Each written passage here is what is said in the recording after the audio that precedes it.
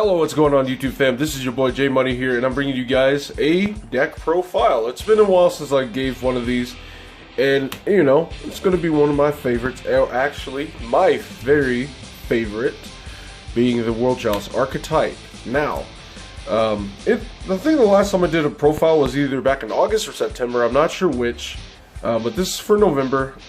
This is a different build that I want to go ahead and showcase because, well, yeah, it's a different build. This is a 60 card going second build for those who haven't really been keeping up with my channel as of late and all that. And so, you know, the purpose of the deck is just to hard go second and essentially just win the game.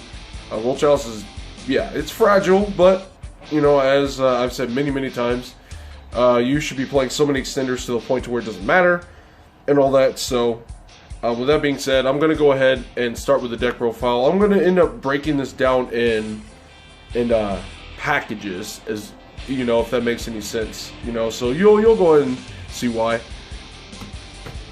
Venus and Shine Balls, that is very obvious. You probably shouldn't be playing this deck if you're not playing these.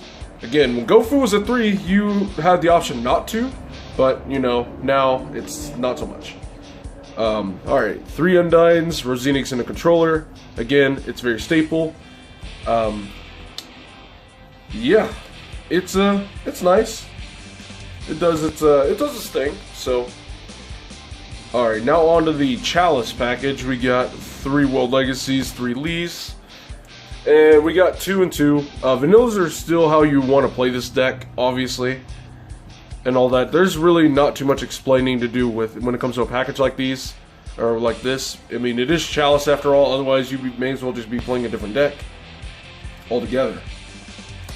Next we got the Kaiju package. We got Waterfront, Gamma Seals, and we have the Sticky String Kaiju for this build, and I'll end up going as to why later on. However, the Sticky String Kaiju is a little bit more risky to play when you're trying to go second and let's say drop the Thunder King Kaiju to debury your opponent's board.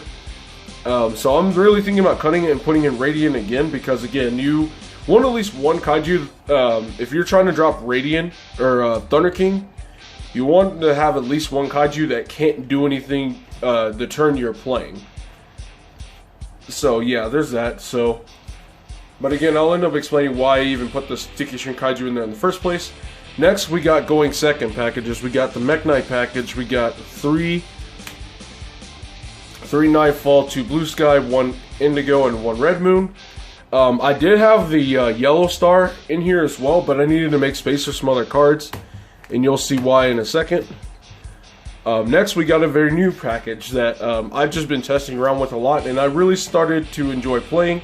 And I think I might actually consider this a staple in a deck like this, only for like going second. So we got 3 Gold Sarks, we got a Resonance Insect, and a Goki Pole, and a Killer Needle.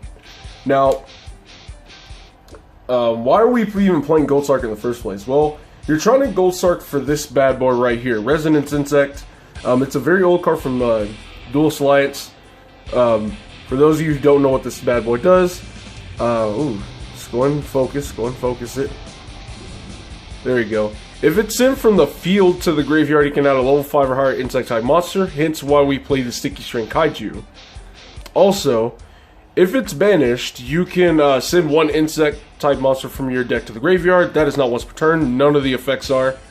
But it really doesn't matter, because what you really want to do is you want to Gold Sark and smack banish the Resonance Insect and send this Goki Pole to the graveyard. For those of you who haven't been following for, you know, the past couple weeks, this card, if it's sent to the graveyard, you can add a level 4 insect from your deck to your hand. It has to specifically be level 4. Then, if you added a normal monster, you can immediately special summon it. Then you have the option to destroy a monster on the field with an attack greater than or equal to the card's attack.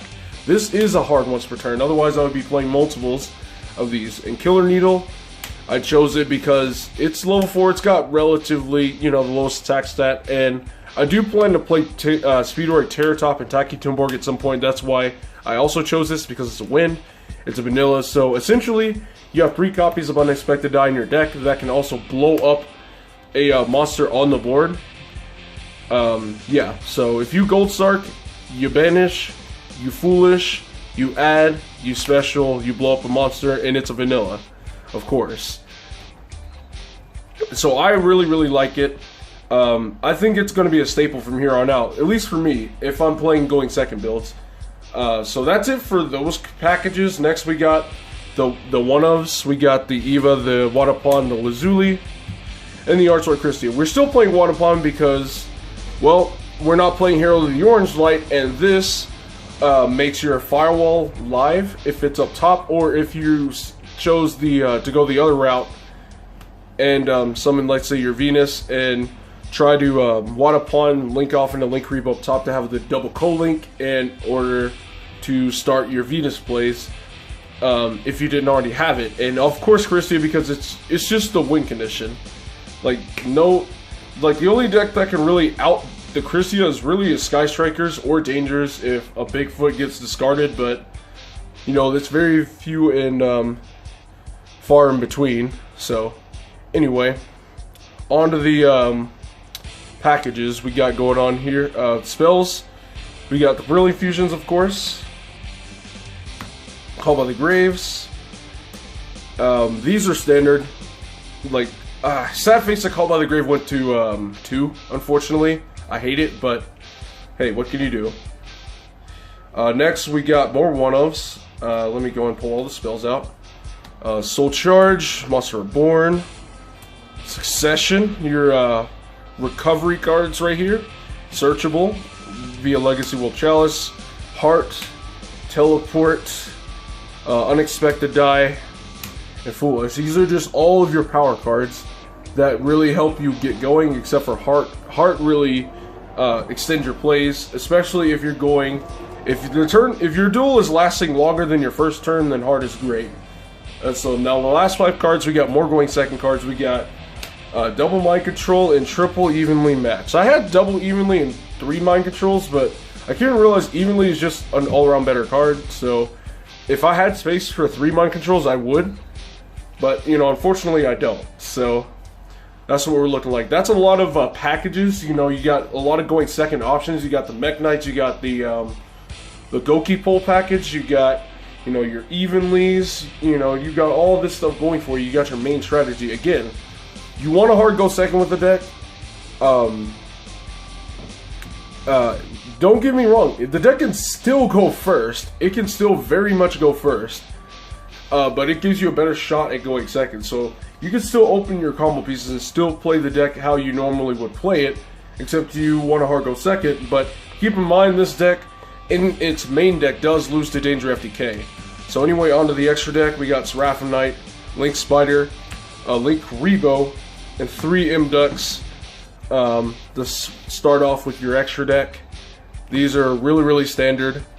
They obviously they shouldn't change. Imduck is the best card in your entire extra deck. You know, if they cherries your Firewall, it's okay. You can still play. But if they cherries your Imduck, you probably just lost. So yeah. On the slightly bigger links, you got Reperticus because you need it for your Summon Sort. Phoenix, your 1 copy of Ib, your Orm, your Ningirsu, your Trigate, and your Summon Sort.